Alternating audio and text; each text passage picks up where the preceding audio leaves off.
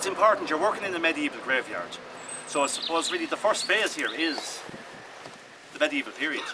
While we didn't have many slabs from the medieval period, we have one or two, and we have a few from the 17th century period. You still have to think about, where we are. We're on a historic site.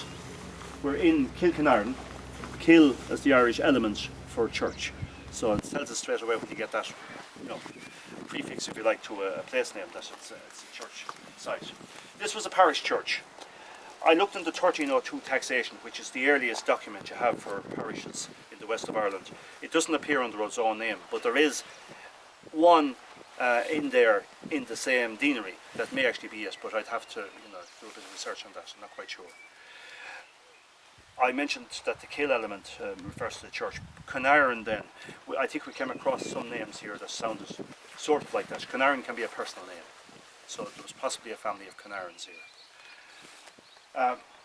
What survives here from the medieval period? Well, we had the east wall, or the east gable of the parish church itself. And you see those windows, it's a double-edged window, but you see the sort of ogee head. We refer to that as ogee head.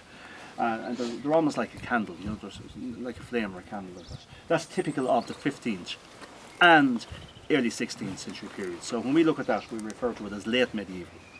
If you had a narrow window with maybe a round head or a slightly pointed head, it could be 12th to 13th century. The round head is Romanesque. The pointed one would be, to be 13th century. We refer to that period as the high medieval period. But we're looking at late medieval here mainly.